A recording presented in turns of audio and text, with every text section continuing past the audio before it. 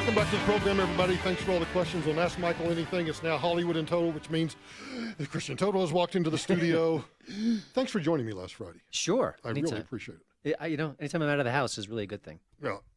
It's good for my kids. It's good for me. It's good for everybody. Yeah. Right. It's a win-win. Did you get a dog? A dog? A dog? Remember we talked about dogs. We talked about dogs. My current dog is still alive, thank you. Yeah, okay. Janie girl is alive and well. I just thought maybe you were going to, because it'd be nice to have two at once. Do you want me straight to divorce court, or do you want me to maybe take a break or two? Oh, I wasn't thinking divorce court. I was just thinking, funeral, cremation. Wow, skipped a few steps there. Yeah, I don't think you hit divorce court. I think you just boom. Yeah, actually, a friend of ours has. Where's Christian? They've got 3 dogs. Where's And that's pretty intense. They got big dogs, a Rottweiler, a kind of a pit bull-ish mix. I don't think it's a full pit bull, and then like a shepherd dog. That's a lot. It's a lot. It is. I love dogs. You have multiple dogs, right? Yes. How many? 7. Come on. 6. 3.5. 3.5. One's in hospice. Oh. Yeah, it's really sad. It is sad. It is. But that's a lot of dogs. Well, except that the one that's in hospice and then Tamara's other little dachshund you don't even know they're there. They're old, they're decrepit, they're just on the couch, they never move. They don't go with me and the other dog, the Leonberger and the wire-haired dachshund go with me pretty much everywhere. So it's just like I've got 2 dogs, just 2.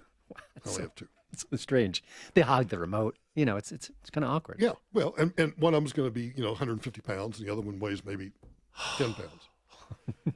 And I know everybody. It's funny because when I say everybody's. Tamara read something with the Leonberger Club. The bad thing about owning Leonbergers is everybody will ask you, what kind of dog is that? And we have found that to be true. And you can't just say a Leonberger because then people either don't understand what you say or then that leads to, well, what's that? What's that? Yeah. And then the question becomes, well, how, because right now she's not even 5 months old and she probably weighs 60-some pounds. And then that leads to the question about how big she's going to get. Dad was 160. Mom, I think, was 120 or 130 or something. So, she'll be in there somewhere. And so we say that, and then people are like you do, oh. Wow. And I'm thinking, remember, Mr. Bogart, our St. Bernard, was 186 pounds. I've got your solution. Yes. You print up little index cards that have this is the kind of dog. Little business card. This is how big that the dog's going to grow to. You're right. This is the breed type. Right. These are the unique properties of this breed. Yes. And here you go. Thank you. And Greta, the Leonberger, is available for appearances. That's right. Just book through me. Speak to her agent. Right. Yeah. Mr. Brown. Yeah. I heard a story, and I think it's true, that who cares? Yeah, who if cares? It's a story, it's a good one. Who cares? Fake news. Right. Steve Martin used to have a card he would give out to people when he met, and it said something like, "You've had a personal encounter with Steve Martin," which was really, I thought, very funny. That is good. Yeah, I don't know if he still does it, but I like Steve Martin. I like him too. He's ageless. Look at that dude. I know. I think he's over 70, and he just looks like exactly the same as he looked for the last 30 years. Yeah. Okay, I'll go prematurely gray, but I'll stop aging at 38. Right. Done and done. Oh, yeah. I like that. Yeah. I don't know where to start today. We got a full plate. We do have a full plate. We do. You choose. Well, I think we decided off air that the Alec Baldwin story would go first. All right. Because it's kind of I have no clue about what this is about. Well, it turns because this is a last minute email.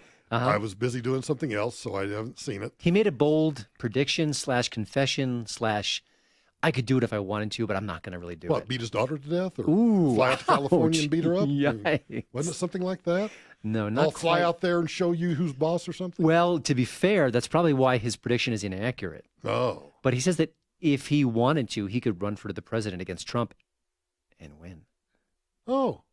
For reals. And we have audio of this? We do, from the Howard Stern show of all places. Is this airable? We'll find out. Is Angie going to Batten play down it? the hatches. So Angie, the producer, is playing this, not me. At some point. That was a sign to play. That was like, go. You didn't do the finger point? What? The wrong thing up. She got the wrong thing up. I can only think of a couple people. Can you restart it? I'm sorry. I can't hear it either. It sounds low. This worked great in rehearsal. I can only think of a couple people who I think could beat Trump. I got a name for you. Who? Alec Baldwin. If I ran, I would win. You would. I would absolutely win. Then why don't you run? 1,000%. Then where are you? What are you? You're busy with match game. My wife no said she would. offense. I got to This do is- match I mean, game. you got to do match. I got to do match game. If I hear one more time, I got to do Presidency match of the United game. States or match I game. don't want to You miss come summer in. with my kids. I Listen, don't want to miss summer. you could be boy, president. Boy, am I going to miss summer with my kids. You're saying. I'm going to be president. I'm going to take the whole summer off and be like, listen, everybody, I'm going to East Hampton to relax. Well, why don't you run for president as... Howard and I have to go to Nick and Tony. Why don't you run for president as Donald Trump? That way everyone will have everything. If I ran for president, I would win. Hands down, I would win. Because you It would would be not... the funniest, most exciting. When are you most going to... crazy campaign. If you're the hope of the Democratic People Party... don't. I'm not. But people don't. I'm only saying that because people don't. People don't really have a sense of who's going to come up. I mean, somebody great's going to come up, I hope. But the only reason I say that is because I'd love to run for that kind of position. Would to you just say- have things be very common sense. So you would never There's say... so many things this country needs to do that are so obvious. That begs the question. I don't know if Howard followed up with like what, for starters, and also, this is a guy with a hot button temper. You know, there was a lot of talk that Senator John McCain, was too hot tempered for the White House, which is, I think that's kind of nonsense. And he may have a little bit of a hot temper, but he's been a senator for how many years, and he seems to be doing okay. I'll disagree with you. He's got a horrible temper. But still, he can be a senator, and you can be a president and have a bad temper too. But Alec Baldwin has a history of, snapping at people, even a member of his own family, shouting racial epithets at one point. There was a scandal about him. He attacked a photographer verbally, if not physically. I mean, he quits Twitter today and then rejoins it tomorrow. Use the British term for a cigarette. Yeah. I mean, he's Photographer on the sidewalk. skeletons in his closet, and no one knows the pressure cooker unless you're running for president, because all the weight in the world is on you, and I don't know if that's going to be a good fit for him. Well, I'm listening to it, and I'm thinking, okay, this is just him and Howard mucking it up. Yeah, doing shtick. Yeah. But then at the end, suddenly we shift from, no, I actually could do this. Yeah, I've got the answers. What are the questions? How to fix the world? I don't know. Is this the culture we now live in, where every celebrity thinks that they can be president of the United States? Yes and yes, because the yes is the obvious answer to your question, but also Trump did run and win. And I don't think it's insane or out of the question that another Trumpian figure could emerge, like an Oprah Winfrey or someone, or even Dwayne Johnson. Am I grasping for straws? Because yes, Trump had a reality TV show, but before he had that, he was, and people can argue about this, about how successful he was, but he did actually run a business. Actors don't run businesses. Now, they might eventually open a chain of restaurants like De Niro does, or maybe go into movie production like Eastwood does. So they might actually end up running a business. But most A-list actors, and I don't put Baldwin in the A-list, but most A-list actors get paid for pretending. And also, even when they have those businesses, they often hire people to run them. Right. Because they're just put doing their different names. things. They're Yeah. on set, Right. they're running their career, and they hire really smart, capable people to oversee X, Y, and Z. And just listening to this conversation, I'm thinking, Donald Trump is successful in part because he's a self-made man, not from a money point of view, but from his brand point of view. Right. He owns it. He operates it. He nourishes it. He knows how it works. The only other Alec Baldwin person doesn't have that. The only other person I would put in that category would be the O. Yeah, I agree. Yeah. And plus, she's got the business acumen. I Right, the think business acumen. But as far as true celebrities that are just like Hollywood actors and stuff, Yeah. no, ain't going to happen. Yeah. I think Trump makes it look easy sometimes. Maybe that's part of the problem. That's true. Yeah. Well, that was very disappointing. That was a horrible way to start out the segment. It gets worse. Jiminy Christmas.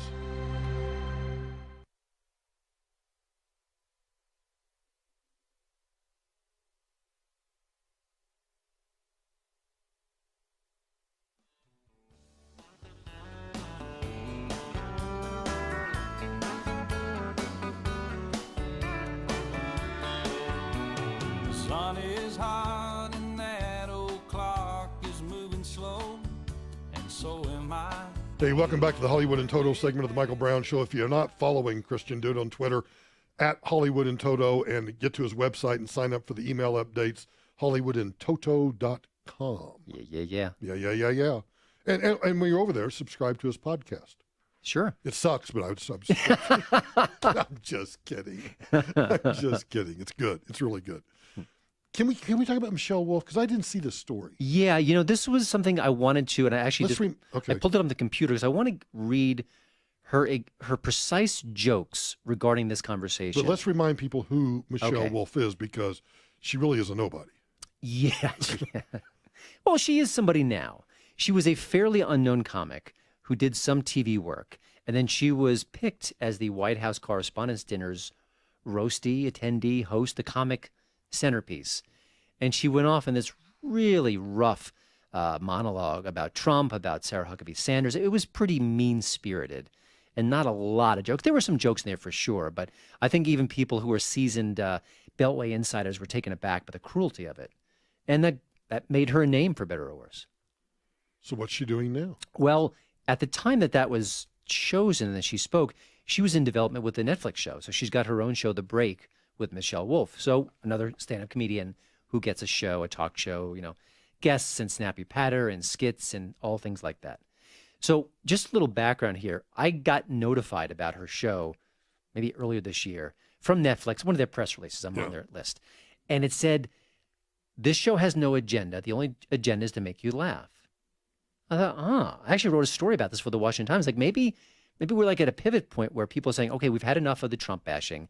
We need something a little bit more inclusive, a little bit sort of off target.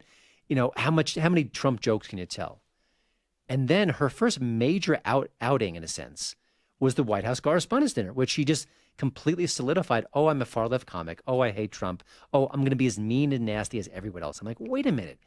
They just told me that she was going to be agenda free, that she was going to be something different. She's not different. She's exactly the same as Colbert and Kimmel and B and all those people. Yeah. But what I'm noticing in the first few weeks of her show, and it's a weekly show on Netflix, I can't find the jokes. I mean, we've talked about this before, but oh my goodness. And I'm going to read you a couple of her lines. Like at least, Colbert made something that's either dirty or naughty or really mean, but sometimes there's a humorous side to it, an angle, a pitch or something. I'll read you some of these things. It's just, I don't even get it. And these are her gags. This is her monologue. This is part of her routine on this show. So can I read a couple things? This is from a fairly recent. I can't wait.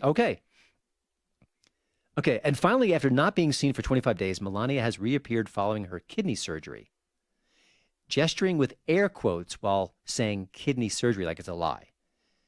Some people are saying, but when they say some people, it means no one's saying it, right. They just want to say it. Yeah. Some people are saying that this is Melania's cover for plastic surgery, but I don't buy that. Her husband obviously loves her for who she is. Now, there's a little bit of a joke in there, sort of attacking Trump as being superficial. And then whatever. It was very little of it. Very little. Yeah, and kind of, not much payoff there. Yeah. But that's like the gold at this point. Whatever really happened with Melania, I genuinely hope it doesn't come out that Donald hurt her, she said, adding, because that's bad, and then we couldn't make fun of her anymore. Remember, first ladies are off limits for comedians. We didn't make fun of Michelle Obama, Barbara Bush, Laura Bush. We don't make fun of the first ladies. It's kind of what we don't do. And I think that's actually pretty good. But Melania, it's game on because she's part of Trump. She's part of the GOP. And then she says, this is Michelle Wolf continuing, we'd have to make her into this brave feminist icon, and I don't want to do that, she screamed. I like making fun of Melania because she's a bad first lady. She's one of the worst we've ever had. I haven't seen someone phone in this whole first lady thing since Betty Ford was still drinking. I mean, it's mean. It's Go ahead not and read that the joke. Go ahead and read the joke now.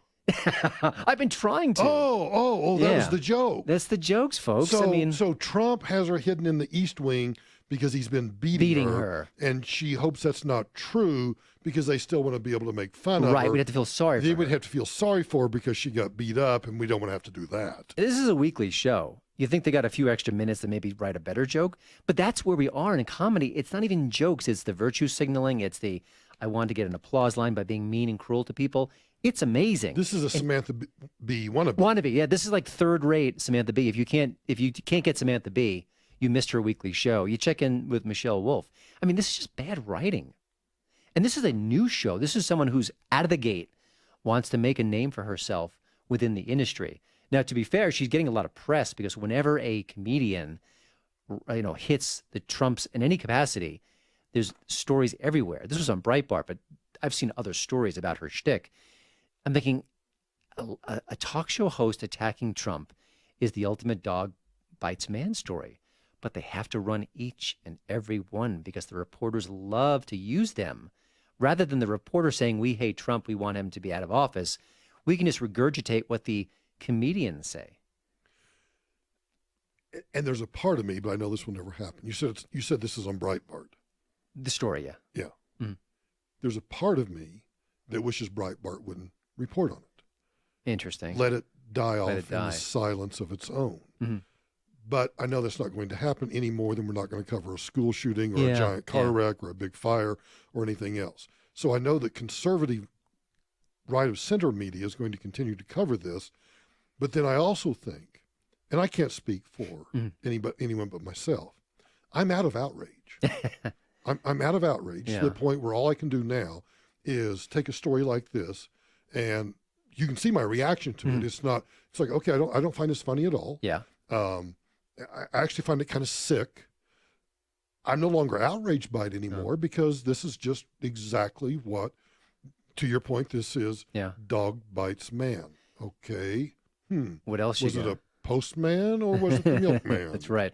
Now, by the way, let's just fast forward 2+ years. Let's just say that Trump loses the White House. And let's just say there's a male president who is now from the Democratic Party. And it's Mr. Jones. Mrs. Jones is now the first lady. Can we make fun of her? Can we sexualize her? No. Can we say that she's gross and disgusting and we don't? I mean, if you did that, the media would swarm on you and you wouldn't work again in whatever field you're in. Right. Why? You're doing it to Mrs. Trump. And I know I asked you this. Well, I didn't ask you last week because we were stuck out. But the week before I asked you this question, to look in your crystal ball, there, and I do believe there's some backlash because if you look at some of the polling numbers and you look at some of the ratings numbers that Nielsen publishes for some of these shows, I did a story this week. CNN for the month of May did not have a show in the top 25 of cable news. And they keep on keeping on. But they just keep on going. Yeah. They just keep funneling the money in there. They don't care, to your point earlier, they don't care about the ratings. I would think that advertisers would be looking at, okay, I'm paying, what's the spot rate I'm paying here? You think they might be outraged? Yeah, they might be a little concerned about it. But yeah, it's just, it's reached the point where it's just, okay, we get where you're coming from. Guess what? Most of America isn't with you. Yeah. And try a joke once in a while. Yeah. It might feel good. Actually make me laugh. Make me laugh. You're listening to The Michael Brown Show.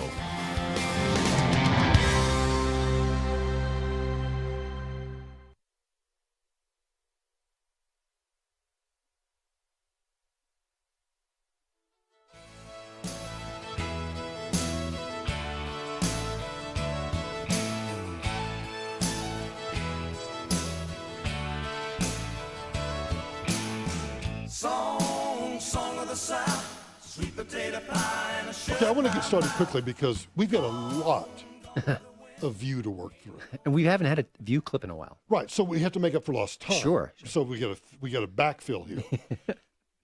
I assume that if you wanted to get a true international relations, international diplomacy insight into what took place in Singapore, you would not go to, say, the Council on Foreign Relations. You would not go to any sort of the Atlantic or you would go to the View, right? Straight to the View. Straight to the View. Yeah. So, by any chance, were they commenting on the historic summit? They did weigh in, and what I did was I saw the headline. I said, "Okay, I'm going to say this for Michael Brown." Oh, so you haven't heard this either? No, and that's what I've been trying to do. I want to get my fresh reaction because I think it's more fun that way. So, this may take the rest of the segment, the rest of this hour. We may have to go overtime. Yes, because we have 5 minutes of the View. Ooh, well, so let's dig in. Let's dig in, and I'm going to keep my finger on the pause button. Okay. And you give the signal. I'm going to give the high sign if I can. Yeah. Okay, here we go. Last night, or yesterday, history was made in Singapore when North Korean leader Kim Jong-un and the guy in the White House signed a very broad pledge to denuclearize the... Okay, I got to stop off.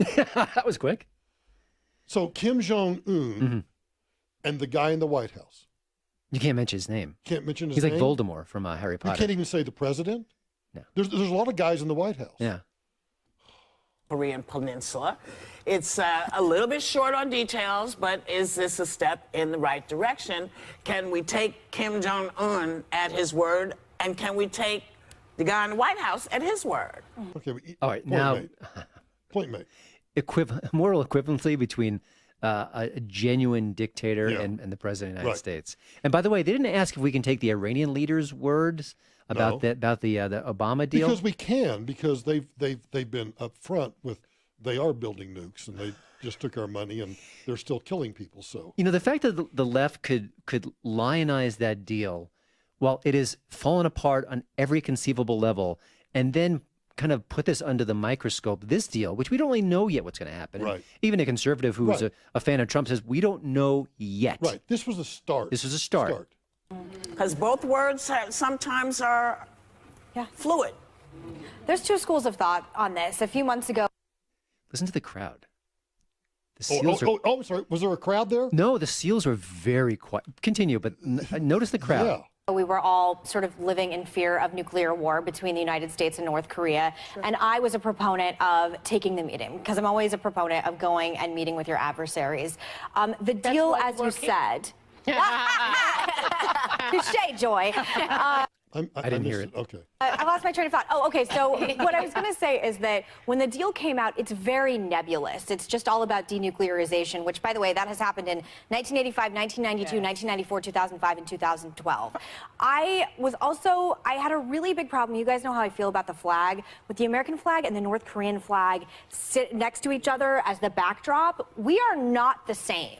And we were talking about this yesterday with Russia. This is a totalitarian communist dictator, in the same vein as Hitler, who, by the way, among all murder, enslavement, torture, imprisonment, sexual violence, starvation, forced abortions, political, racial, religious persecution, it is a completely and utterly the closest thing to Hitler's Germany that exists in modern times. So my problem was how far it went with the sort of buddy, and there was no talk whatsoever of the human rights violations going on in that country. That was a big problem.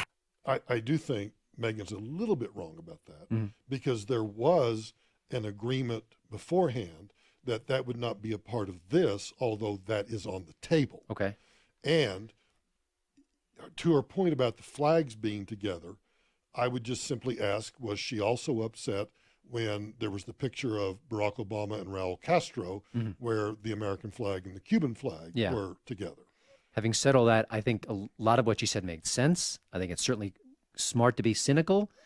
And again, she shows that she's done her homework, rattling off a lot of pretty quick facts back to back to back, which Whoopi and Joy and Sunny never do. Correct. Never. I Oh, they woke up. I think the applause guy fell over and kind of hit the button. He hit the button by He accident. hit the button by accident. Never hit it with her. I agree with Megan in the sense that I thought, a meeting is appropriate, although a meeting without any preconditions and much preparation I thought was inappropriate. Well, that's the narrative that they didn't that's prepare. the narrative. Yeah. They don't realize that Mike Pompeo was over there almost full time laying the groundwork for this. You can't Teams destroy were in the narrative. Right. Come on. And teams were, in fact, a friend of mine was in Singapore as part of these preparations. They were there. They were doing. And what bothered me the most was that earlier last week, Trump said he didn't have to prepare very much for the meeting because it was all about attitude. Well, it's not all about attitude. We're talking about nuclear diplomacy, and I think that it's very complicated, and I think it requires a tremendous amount of preparation for it. And we know that Kim Jong-un has been in power since 2011, and he's very prepared. And so I felt that our country wasn't as prepared as it should be. But isn't this really... How first of all, the View is going to tell me how prepared. Now, I get that in terms of Foggy Bottom, the State Department, that the bureaucrats may not like the way this was done because it breaks the norm. Right. But to say that we didn't go in wide-eyed, understood what the bottom lines were, that there wasn't preparation, to your point, that's just part of the left-wing narrative. Yeah, and also I think Trump is a trust your gut kind of guy. I think he's always been that way. So I don't think he's the kind of guy who spends hours and hours and hours and hours researching. I think he kind of gets what he needs to and then moves on and then lets his team do the heavy lifting. And he must have said 1,000 times before he went to Singapore, this is a process. This is just the start of the Right. process. Now, and I actually think, in terms of upending DC, that I like the way he did it because he said, okay, teams have been talking, but let's go ahead and have the summit now because I want to meet this guy. I want to lay some groundwork. I want to talk to him mano a mano first, and then we'll come to some general conclusions of what kind of direction we might be able to go, and then you guys can go back and continue your work. Yep. I have no problem with that. He's a guy who delegates. Yeah. That's it. And in the presidency, if you don't delegate, you become a Jimmy Carter or Bill Clinton. Just a first date. I mean, they're just, they're just meeting, and then they'll do more, and then they'll do more, and hopefully it'll get it was there. supposed to, when the president shows up, it's supposed to be more of like the big kahuna. This was like the beginning of maybe some rollouts. I'm cautiously optimistic. You see, they're upset that it's the inverse of what normally happens, and I guess I'm just okay with that. Yeah, and also if President Obama had done any of this, the cartwheels on the show would be, I mean, they'd actually have gymnasts in the background. Look how innovative he is. Yeah. We can't undersell how historic it is. It was just very, even getting him to the table is. I mean, I never thought I would see this in my lifetime whatsoever. So I will always. I give Trump credit for this. It's just that it was they've got great. We can put real estate in North Korea. It's like people are being starved and tortured and raped and killed by machine gun outlets and being eaten by wild dogs. This isn't the type of. You don't even have internet access. How are you supposed to have? This was tricky to walk in line because he was advised not to take on the human rights issues and the denuclearization, because they said you might be pushing him, Kim Jong-un, too far to agree to anything. But Wait, I thought they said they did no research. Oh, yeah. Sorry, go ahead. They just contradicted themselves, didn't they? But you know what? That's actually true, though, in terms of this is a guy who's been isolated for his entire reign. So let's just go over and meet the guy. Let's just find a neutral place. Let's go meet him and see if there is any ground that we can start discussions. They hated when he said the little rocket man. They hated when they met him. Yeah. What don't they hate? Oh, they just hate it.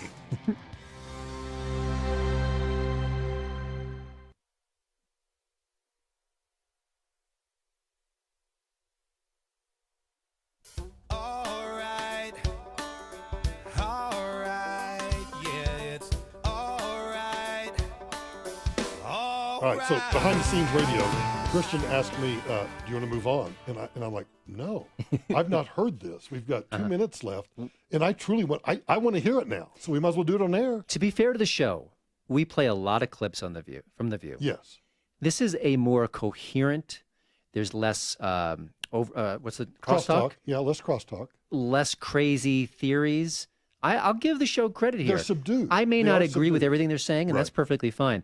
But this is actually a more mature. Do you think part view. of it is that they recognize they're out of their league, and Meghan's kind of started off like, boom, all right, historic in my lifetime. Never thought I would see it. We started a process, blah, blah, blah, blah. What are they going to say? I think they don't want to lay the marker down that this is a joke, this is a failure, this is a disaster, because if it works, they look really bad. They look stupid. And also, this is a major achievement from the Trump administration. Now, they may not follow their own promises. And then we go back to the sanctions are still in place. Right. And it's kind of back to where we were. But there's nothing, I don't think there's anything lost here. No, because I made that point earlier in the week. My problem with normalizing relationships with Cuba was that there were no quid pro quo. There's no gain. Yeah, there was. What did we get from that? Nothing. We gave them everything and they got nothing. Yeah. Here they want to argue that we gave Kim Jong-un everything and we didn't. Sanctions are still in place. Yeah, you could say all we did was we gave him a world stage. We gave him a chance to meet the president. We gave him a chance to see, hey, you want to join us? At the same time, if he does nothing, if he retreats back to his usual belligerent, promise-breaking self, I think he looks sad on the world stage, where he couldn't pull off anything, couldn't make a deal, couldn't advance his own cause in any capacity, was just the same old dictator who needs to be shunned. And I do believe, God, I hate to say this, but I do believe that if he goes back and he reneges on, missile tests, if he does anything aggressive, I'm sure the Joint Chiefs of Staff would recommend that we don't just annihilate the country. No, of course not. My guess is Trump will want to annihilate the country. Trump will be like that little S-head. I'll show him. Boom. Okay, Well, problem you solved. can do better than that. You can maybe tighten the sanctions, work with other governments. There's other possibilities. Right. I do think they went too far with the symbolism because it did look buddy Well, the buddy. movie There's a more measured the movie language. was a little much. I found the movie a little bit much. You know, I thought the movie was brilliant. Did you see it? I did not see that. No. It wasn't the best production in the world, but it was basically, and it was apparently John Bolton, the National Security Council's idea, because Kim Jong-un loves movies, so they made a 4-minute movie trailer. But they didn't prepare. How could that possible? Oh, that's right. I forget. You can't make a movie trailer unless you prepare. Well, they hired the guy that did the Benghazi movie that made that made everything blow up. They made him. They let him out of jail long enough to make the movie. But I watched it and I thought, psychologically, this is brilliant. Yeah. They've taken every one of his hot buttons and they have played to it and said, okay, X, Y, Z, but if not, boom, boom, boom. And also, I think part of the diplomatic effort is to kiss butt to him a little bit, unfortunately. And as awful as that is, because Kim Jong-un is awful, if it gets to something positive, then maybe sort of a little lip service to you love your country, maybe that goes a long way. I know, listen, if Obama was doing this, I might be in a different, I understand I'm in a sort of a tricky area as a conservative but I also think we're getting potentially something wonderful out of this. Whereas the typical Obama deal, we ain't got nothing. Yeah, we never got nothing. But they approached every meeting with, we don't want anything. I mean, Trump approached. What would you like from me? Because I got no request. Right. Yeah. Because Obama's always saw America as the aggressor. Yes. Obama always saw America as the wrong side. The chip on the shoulder, the guilt that we had. Right. Well, we need to help other people in other countries because it's just measuring out, Trump goes laying in out with the an field. entirely different worldview. Yeah. And so I thought the whole movie thing was just a brilliant move because it was just saying, you have a choice. And we're willing to play on the stage with you if you want to make the right choice. And I hate to I've used this example way too many times, but and it's not a perfect example because Neville Chamberlain came back from his meeting with Hitler and said, we can appease this guy. We can work with him. And clearly we could not. Yeah. What if Winston Churchill had gone to meet with Hitler and came back and said, we can't work with this guy, blah, blah, blah, blah. The point being, not whether you can work with somebody or not work with somebody, but that the Brits sent an envoy to meet with Hitler. Yeah. Okay. Before it was a trailer. Yes, it was a trailer for the world as it could be. I think that was how they sort of put it together. But in other words, I don't really have a clue what it was about. I read somewhere that I think it was a movie trailer about this. She hasn't even seen it. Whoopi has an EpiPen in her purse in case she actually does some homework. Yeah. In case she'll get like an allergic reaction. Yeah. It's just, and so the other thing was, as you read the list of times that this conversation has come up. Yes. So it's not that people haven't been trying, because when I listened, and I actually listened to a lot of it, when he was saying, no one's done this, I can't just say Obama, nobody's had it, and it's like, no, dude, everybody's tried to do this, and everyone has said, listen, we tried to do this, they stepped away from the table, they said we're not going to do it. So that's why I asked the question. She didn't do her homework there. No one's tried to do this. There? Yeah. Not on this level, not at the scope. Yeah, not on this level, not on this scope, and not drawing the line in the sand like this.